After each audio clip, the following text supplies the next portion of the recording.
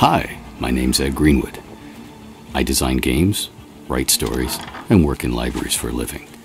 And I'm here because, a long time ago, I created something called The Haunted Halls of Evening Star.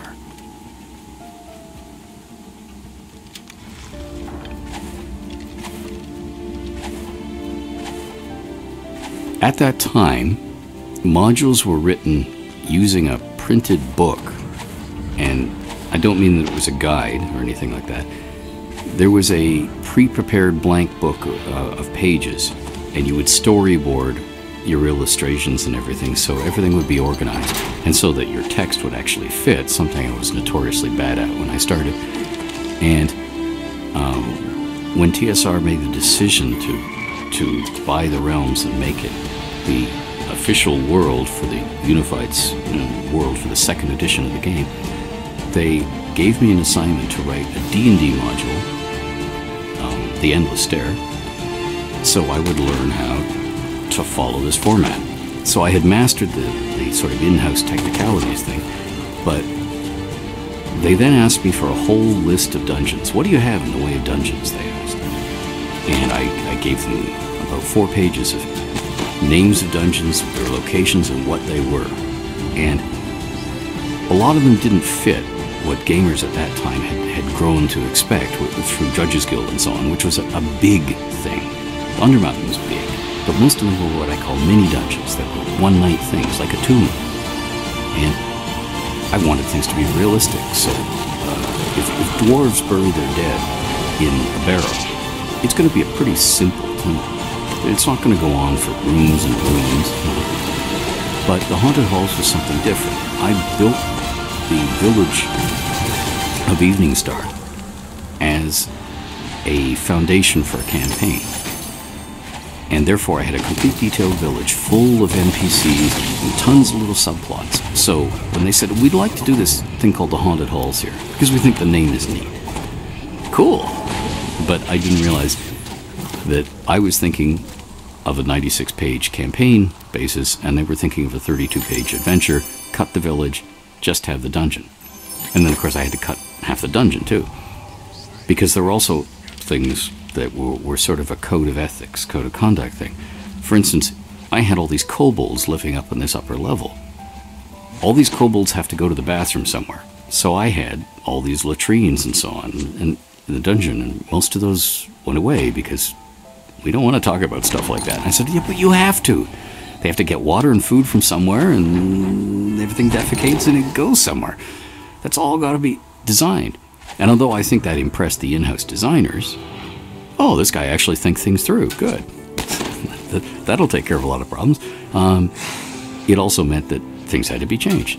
So for me, the process of writing the printed adventure you saw was a process of pruning drastically, taking stuff out, because I had so much of the stuff was predicated on the way my players liked to play, which had lots and lots of subplots. So there was lots of chances to talk to people, monsters, whatever, in the dungeon, and interact with them and make deals with them. And they would try and manipulate the player characters into going and opening that thing and dealing with the trap and getting the treasure because they didn't dare do it. But if they could lie to the player characters, maybe the player characters would blunder in and fight, and do it for them. And there was a lot of that in, and it had to sort of come back out again because there wasn't room. It was just that I wanted to have a grand entrance that was a defense, a deterrent, a deadly one. Because again, how is it that this place hasn't been totally scoured out years ago? Why is there anything left here? And the answer would have to be that there is a deterrent right at the entrance that makes casual intruders run away or die. That's pretty much their choice. And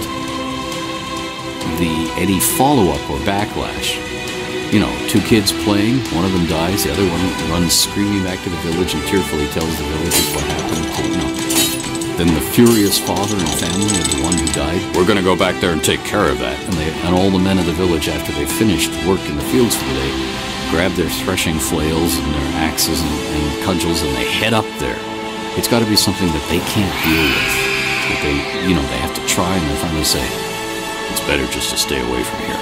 Nobody come near here. And that's really where it came to, and it fit in with the story of how Riviera used it in the past. So, and it was cool. It's fun, and if you've encountered it, you realize the danger is actually telegraphed. You know, you shouldn't die in it if you are alert and have your wits about you. You should start looking for a way past it, which is the first lesson I'm trying to teach you in the dungeon. I realize that, you know, to some people who say that that's not a popular philosophy, but, you know, you're sort of trying to clue people in as to the way this dungeon works, and that clues them in right from the beginning. There are going to be traps. There are going to be obvious traps, you know, not to mention green slime or anything, but there's always going to be a way around it. Look for a way around it. Look for a hidden way around it. And be careful when you're looking. The gore factor, the ooh.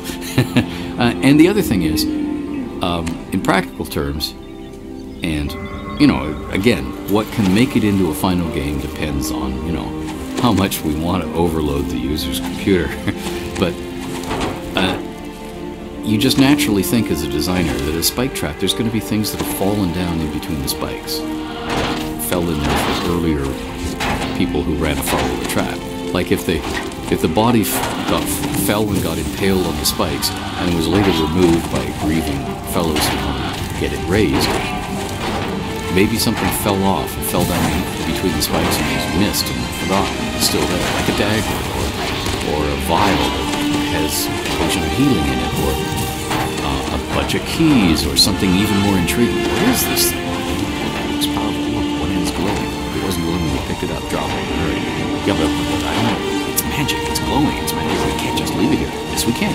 We can, just before the whole room blows up. No, you don't understand. If we just leave everything here, well, we'll never make... This could be our ticket. We could have mansions full of dancing girls. Really, yeah. I hate dancing girls. I'm a girl, remember? No, just pick up the glowing thing. No, you pick up the glowing thing. You carry it, and you run like 2 rooms behind us. So when you blow up, you know, all that stuff. I want those sort of role-playing moments. I don't want the, oh, it's a rusty dagger. Too rusty to use, the Dungeon Master says, fine, we move on. So the spike trap is fun because you can put all sorts of things in it, and it doesn't feel as dirty, as cheating as some of the traps, like the trap that closes again above you, or the trap that fills with water and then the skeletons rise out of the water and attack you, and you think, really? Really? And when you start to begin, the Dungeon Master is your foe, rather than just the entertainer presenting the dungeon to you. One of the things that the passage of time allows you to do is the flexibility to just change things. Things have changed in the intervening time. But one of the most fun things to do in life, once you get past the teenage years of, wow, this is a cool adventure, I want to do this, and I want to do that, and I want to skydive, I want to, you know, before I die. But you start to see consequences. You start to think about, if this, then this. You start to work towards things. I would like to own my own house someday, so therefore, blah, blah, blah. Or, I love that car, that new car I just saw go past. I've got to have one of those. How do I get one of those? So you begin to, you know, so you see consequences. And years and years ago, Robert Heinlein wrote a famous science fiction story, one of many of his short stories, and it's entitled, If This Goes On. And of course, that's what you're getting at here. If things go on the way they're going, then what will happen? People who do your weather forecasts do this all the time, but it's fun to do it at a longer range of what will have happened since the haunted halls as we first saw them. Because in what you change, what you add, what things have, quote, happened, you can steer things in a particular direction. You can signal to your players the realms itself, the wider world is heading in this direction. Or wouldn't it be cool if this that went so far, if you as the player character stepped in and took it further, you could end up being king or something like that. You know, and it just dangles possibilities in front of them. And that's the fun thing, the secondary fun. The first thing is the excitement, the stuff that every kid sees at the beginning of Indiana Jones in the first movie when he's frantically trying to get out of that dungeon and not get killed. That's the initial excitement. But the secondary excitement is, I have all these choices in front of me, all these possibilities, but I only have so much time, I only have so much resources. Which one will I choose? And there are entire games, board games and computer games, that go to that second one. It isn't just, bash monster, take treasure, or, oh, this fight is with a bigger boss than the last fight. It's, hey, I've got to make a decision here. Which way shall I go? I was thinking to myself, if these guys have a fortress that they live in, a citadel, and they've had plenty of time to work on these defenses, and plenty of intruding adventurers to defend it from, including, of course, repeated forays by the Zentarim, and earlier, repeated forays by the Purple Dragons, the soldiers of Cormyr, trying to see if they could take this whole place over and use it, because, an underground storage compartment area, complex, in terrain that gets really rough in winter, would be a really handy thing for the military to control. It's right on the road. So I wanted to make sure their losses would be so great it just isn't worth it. Rather than, dang it, we're gonna clean this out. We're gonna bring in a wizard and hurl lightning bolts and fireballs up that shaft till there's nothing bloody left. No oxygen, so everything in there is dead. We're gonna do it, we're gonna surround them and smoke them out. No, I want it to be just so much of a hassle that forget it. It isn't worth it. So therefore, and I wanted, the other thing is, I wanted multi-shot crossbows. They existed in medieval times, they exist in real life. Why didn't we ever see them in the game? And again, I was designing things the way I, as a dungeon master, and we also had one player who would, grab whatever monster or captive and use them as a meat shield, which I had sort of little ethical problems with, and they'd hold it up, boom, takes the fight, good, safe, toss his body aside, wham, next one gets him. Oops. Again, it increased his respect. Yes, it started before D&D. I was a fan of fantasy, sword and sorcery short stories, particularly the Fafhrd and Grey Mouser stories that Fritz Leiber did. Fritz Leiber did, in Fantastic magazine. These were self-contained stories, but if you happen to pick up enough issues of the magazine, you realize that they were episodes in the lives of these two heroes, and there was a shared world in all of these adventures, and you saw a little bit more of it in each story in the background. So I decided I was going to do this at the age of 6, and I started writing, and I should just give you a little backstory here. I grew up voraciously reading everything in my father's den, and my father had everything from wartime pulp, Give One to a Friend in Uniform paperbacks, to all of the great classics of English literature, and all this radar and radio stuff that he did because he was a radar physicist. And I would come running upstairs with something like The Owl Hoot Trail, She Was Staked Out Nude in the Sun to Die, which you might think was a pretty racy novel, and so did I at the time, but it was pretty racy for 1930, And I would invariably come running up and ask my dad, "This is great, Dad. Is there anything more? Did this writer write anything?" And my father would almost always reply, "If you want anything more, son, you're going to have to write it yourself. That writer died in, fill in the year." So I would rush downstairs and write a horrible pastiche of that writer's output, and gradually learned all the bad things not to do in writing and some of the good things. So one of the things I did was, coming across Fafhrd and Grey Mouser, I decided to do my own. And I didn't want to copy what the Fafhrd and Grey Mouser were doing. I loved the fact that they depended on each other, this sort of buddy relationship. But my character was a fat, wheezing, food-stained moneylender called Mert, a merchant, who used to be a sort of Conan type, years and years ago, before his knees went and his belly grew, he can no longer outrun people, he can no longer outfight people, so he has to outthink people. And I was mainly interested in the repartee and the humor.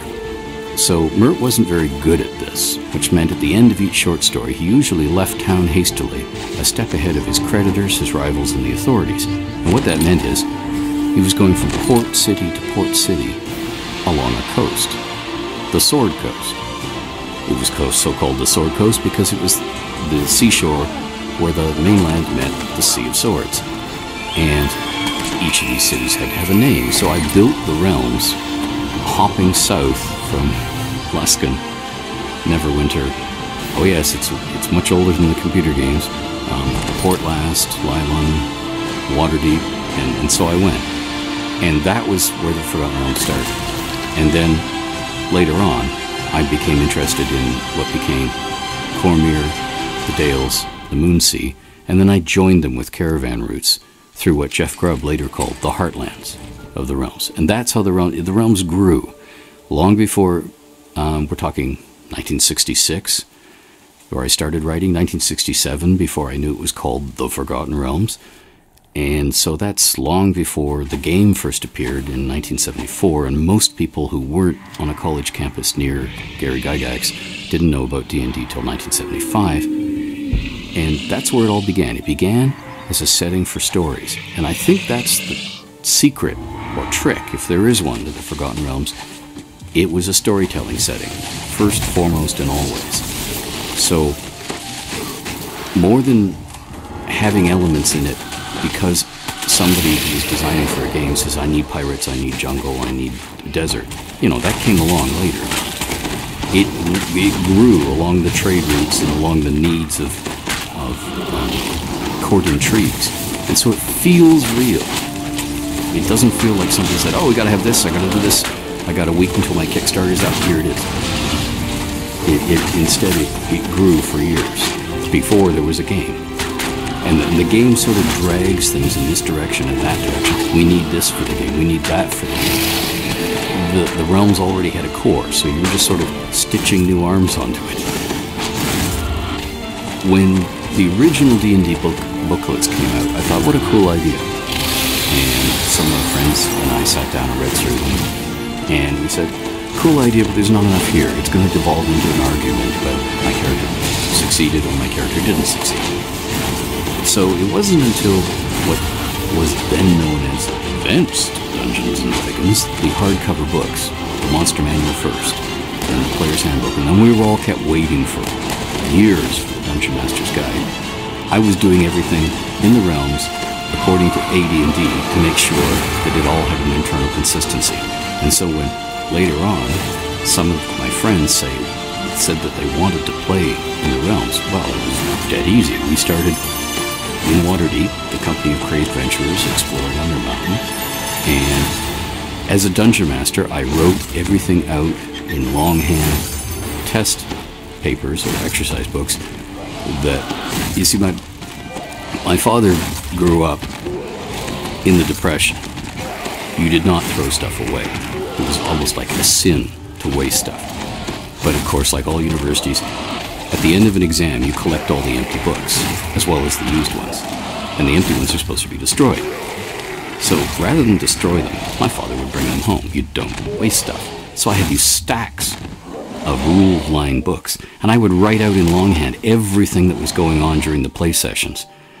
And it was important to me to keep track of the non-player characters, that they had lives the same as the player characters, so that they were doing things in the background. And I kept track of all that for years, in pencil, written at top speed, longhand, while we were playing. I was nuts. I still am nuts, but in a different way.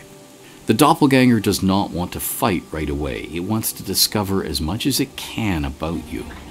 And therefore, doppelgangers are used by other monsters in the realms, beholders, illithids, a lot, as spies, as go-betweens.